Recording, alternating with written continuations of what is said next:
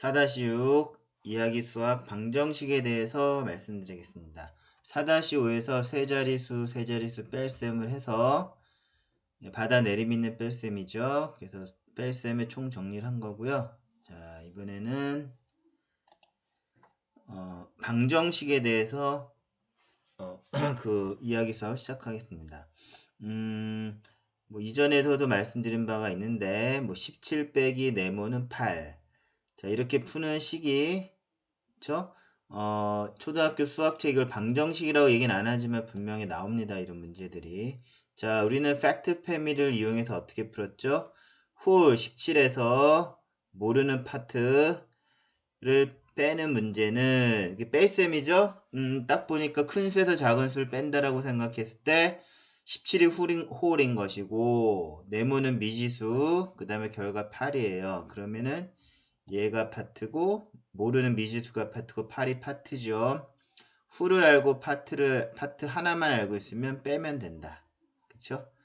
17에서 8 알고 있는 파트 바를 빼서 뺄셈입니다. 자, 17 빼기 네모는 8은 다시 말해서 홀에서 알고 있는 8을 빼면 나머지 파트가 되어진다. 그래서 17 빼기 8은 네모. 그래서 미지수는 9가 됩니다. 이렇게 하고. 자, 이래서 9가 되는 거죠. 답은. 됐죠? 그 다음에 네모 빼기 8은 9인데요. 그쵸? 자, 여기서는 8하고가 파트일 것이고요. 홀을 모르죠. 미지수 홀을 모르고 파트는 알고 있으므로 알고 있는 파트를 더해서 답을 구한다.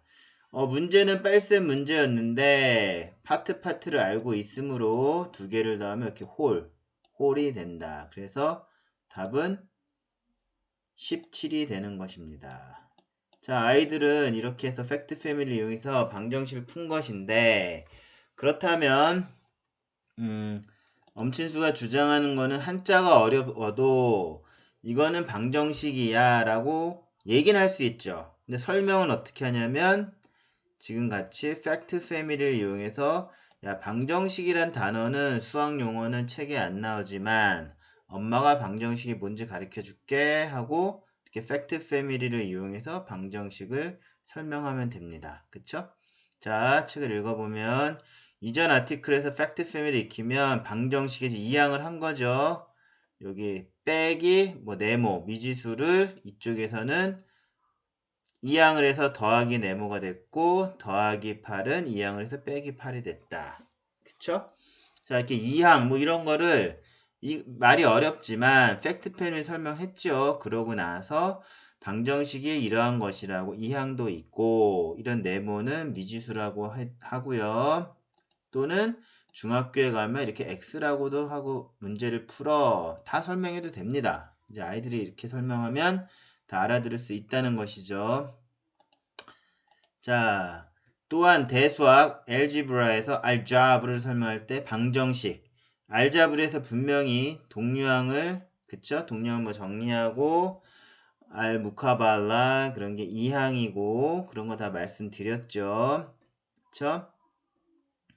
자, 그래서 방정식 분명히 알지브라를 설명할 때 알자브라에서도 분명히 2항이 나왔어. 그런 거 다시 리마인드 하고요. 그래서 제가 그 이전 강의에서도 그쵸? 대수학이라는 걸 말씀드린 게 다 연결이 되는 거예요. 대수학에서 알자브라에서 방정식. 그쵸? 또는 방정식입니다. 그러면 영어로 보면 이퀘이션이니까 이퀘이션은 두 식이 같다라는 의미의 equality에서 유래한 것인데요. 그렇다면 방정은 무엇일까요? 같다라고 하면 등식? 등식의 해? 이런 식으로 혹시 한자가 돼야 되는데 방정이라고 돼 있어요. 요거 방정, 품행이 방정하다 그런 거 아닙니다. 방정이면은 바를 정자겠죠. 품행이 바르다. 방정. 여기는 그 정도 아니에요. 과정할 때 정자한테 볼게요. 왜 방정식인가. 자, 중국 고대 수학인 구장산수의 제8장의 제목이 방정이라는 것에서 그 이퀘이션이 방정식으로 해석되는 그런 히스토리가 유래하는 것입니다. 그러면 고대 중국 사람들은 방정식을 풀었다는 건데요. 어떻게 풀었을까요? 이거 산까지와 산판 이런 걸 가지고 풀었다고 합니다. 여긴 판인 건 맞아요. 그리고 이렇게 뭐 자리값이 있는 것 같기도 하고요. 빨간색 좀 바꿔볼게요. 뭐 자리값이 있는 것 같기도 하고요. 여기도 그렇죠. 10, 100, 11, 뭐 이렇게 쭉 있습니다. 자리값이 있는 것 같고, 여기가 뭐 짝대기가 이렇게 가 있는 게 이런 상까지를 이용하면 된다는 것이겠죠. 상까지. 그쵸? 뭐 여기 두 개가 있고요. 뭐 있습니다. 이렇게. 저도 이 상까지 어떻게 노는지 몰라요. 엄친수도. 암튼 읽어보면 상까지를 네모난 삼판에 올려놓고 식을 풀었기 때문에 네모방 헤아릴 정이라고 번역을 할 수 있겠죠. 아하, 방정이라는 것은 네모난 삼판에다가 그쵸? 상까지를 넣고 뭘 헤아린다. 그쵸? 헤아릴 정자예요. 라고 번역을 할 수도 있습니다. 자, 다음 페이지. 자, 이 3판에다가 저도 어떻게 쓰는지 모르지만 예를 들어서 1x 더하기 0이라는 이제 1차 함수예요. 또 2x 더하기 3이라는 1차 함수가 다 1차 함수인데 그쵸? 요거 1x 더하기 0은 요 1 개수 하나는 넣을 수 있겠죠. 1만 들어왔네? 0은 어딘지 모르겠어. 아마 0의 위치는 여기일 것 같아요. 자, 2x 더하기 3은 개수만 보면 2를 넣고 3을 놨다고 해요. 그러면 이게 1차 개수 1차 항이고 여기가 상수항이구나. 그래서 개수만 넣는 거예요. 3까지로. 자, 여기선 2x 제곱 더하기 3x 더하기 1 그러면은 개수는 2, 3, 1이잖아요. 그럼 2와 3과 1 여긴 개수가 2하고 3이죠. 2와 3 개수가 1과 0이죠. 1과 0 이렇게 논다는 거예요. 그쵸? 자, 실제로 중국만 아니라 조선시대 수학자들은 3판에 방정식의 각 항의 개수를 넣었죠. 개수에 해당한 상까지를 올려놓고 방정식을 풀었습니다. 이 옷을 보면 뭐 우리 조상님들 맞죠? 조선시대에 이런 3판에다가 상까지를 놓고 문제를 풀고 있습니다. 색깔 좀 바꿔볼게요. 자, 이렇게 상까지를 놨어요. 그쵸? 이렇게 놓기도 하고 뭐 두 개도 놓고 이렇게 놓고 합니다. 그쵸? 또 이 양반도 조선의 선비 같아요. 이 판에다가 이렇게 상까지를 놨죠. 이렇게 문제를 풀고 있습니다. 그쵸? 자, 이렇게 간단하게 좀 봤고요. 자, 그럼 구장산술이라고 하면은 유희라는 분이 이게 젖을 했다라고 알려져 있죠. 그리고 뭐 200년에서 280년이면 우리나라 뭐 삼국시대 그쵸? 또 중국도 삼국시대예요. 자, 그 구장산술의 주석인데 어, 그래서 그 유희의 그 구장산술이라는 건 그 전에도 전해진 거죠. 아주 더 훨씬 전에 기원전에도 전해진 건데 여기가 보면 중국에도 삼국시대예요. 중국 삼국시대 위나라라고 하면 조조의 위나라죠. 조조가 지배하던 위나라의 유희라는 사람이 263년에 구장산술 기존에 전해지던 책에 주석을 쓴 거예요. 주석을 이렇게 해석을 한 거죠. 근데 이제 여기 파란 글씨가 있고 하얀 글씨로 주석이 있는데 우리는 하얀 글자에서 요 방정이라는 걸 찾을 수 있고요. 이 방정이란 풀이 연결되는 그 행들은 요 행. 이렇게 세 번째, 네 번째, 다섯 번째 행이 쭉 가서 여기 방정이라는 것까지 나오는데 관련된 행들이 이렇게 있다는 것입니다. 그쵸? 다시 한번 읽어보면 원래 구장산술에는 방정의 뜻에 대한 설명이 없었어요. 구장산술에는. 근데 시간이 흘려서 중국 삼국시대 위나라 유희가 263년에 구장산술의 주석을 쓰면서 방정에 대한 해설을 한 것입니다. 이러해서 방정이다 라고 한 것이죠. 자, 보면은 어디를 해석했냐면요. 이물, 제정. 그쵸? 자, 이 물이라는 건 뭐냐면 미지수가 두 개이면 그쵸? 제정. 중요한 거는 물이 미지수고요. 미지수 x를 쓸게요. 자, 물이 미지수 x가 되고요. 정은 식이에요. 아까 헤아릴 정이 아니라 명사가 됩니다. 자, 어떻게 해석하냐면은 파란색으로 얘도 바꾸고 해석을 할게요. 미지수가 두 개면 이 물, 미지수가 두 개면 식, 정이 또한 두 개 필요하다. 다시 재차 필요하다는 거예요. 똑같은 수만큼. 산물, 미지수가 3개이면 여기 식이에요. 식이 몇 개 필요해요? 여기 3이라고 돼 있죠? 3개가 필요하다. 그쵸? 그래서 모두 개자죠. 자, 모든 문제는 자,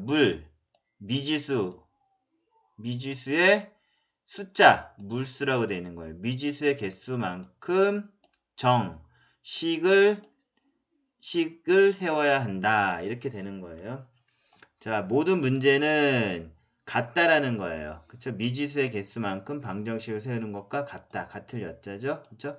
다시 한번 해석하면 모든 문제는 미지수의 개수만큼 식을 세워야 하는 것과 같다. 그쵸? 이물이면 식이 2개, 산물이면 식이 3개. 그렇게 해서 모든 미지수는 방정식을 같은 개수만큼 방정식을 세우는 것과 같다. 이렇게 되어 있습니다. 자, 주석 내용 중에서 정이 포함되는 문장을 해석해 보았고요. 3개를 해석한 거죠. 자, 이물, 산물, 그래서 정자가 있죠. 그쵸? 그 다음에 하나 건너뛰고 하여서 방정이라고 하는 것인데요. 또 볼게요. 자, 그러하며 고로 이러한 것을 방정이라고 한다. 말한다 라는 거죠. 고러하여 그러므로 이것을 방정이라고 합니다. 자, 마지막 문장에 방정이 등장하였죠. 근데 이거는 정이 아까 식이라고 했으니까 명사가 됐어요. 아까는 잠시만요. 아까는 방정이 아이고 맨 앞에 있네요. 산가지를 할 때 방정은 네모난 삼판에다가 산가지를 가지고 헤아려 본다 라는 동사였죠. 헤아릴 정이요. 근데 지금에 와서는 방정은 헤아리는데 뭐를 바뀌어요. 동사가. 그래서 식을 헤아려 본다. 즉 식을 푼다라고 바뀝니다. 그쵸? 자, 요번에 정자는 식을 푼다라는 거예요. 방정은. 그쵸? 위에 있는 방은 네모난 삼판에다가 산가지로 그쵸? 헤아린다. 그쵸? 네모난 동사가 되는 건데 여기는 그냥 식이 되는 거예요. 그쵸? 자, 그럼 여기서 방은 네모난 형용사가 아니라 헤아리다는 동사가 되는 것입니다. 헤아리다 동사로 되는 것이죠. 그쵸?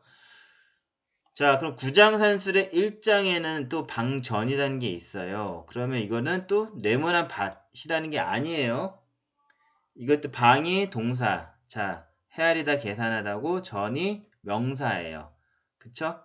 방전은 밭의 면적을 계산한다 라고 해석하면 되는 거예요. 방정은 식을 푼다는 거고 그 다음에 방전은 1장, 방전은 밭의 면적을 계산한다. 밭의 면적. 그쵸? 방전이라고 하니 고대 이집트 지오메트리가 생각나는 거죠. 땅을 메트리, 측량하다는 거 비슷한 연결이 되죠. 다 고대에는 이렇게 연결이 되는 것 같아요.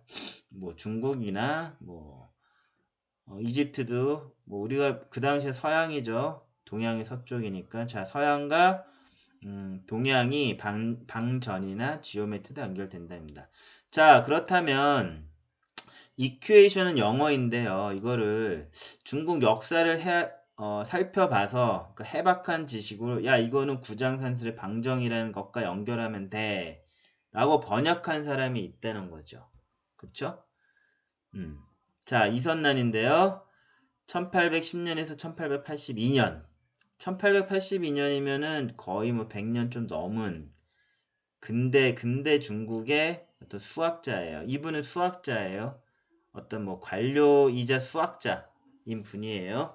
자, 이선난이라는 분은 어떤 분이냐? 10세에 구장 산수를 깨우치고 15세에 유클리드 원론을 통달하였다고 합니다.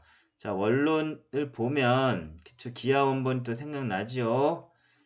자, 원론을 통달하였고 이거는 이분이 어렸을 때 공부를 수학을 잘했다는 내용이고, 또한 성인이 돼서 원론의 후반부 9권을 그쵸? 영국인 선교사 알렉산더 와일리와 함께 번역. 그쵸? 1852년에서 1856년. 자, 원론을 번역했어요. 그쵸?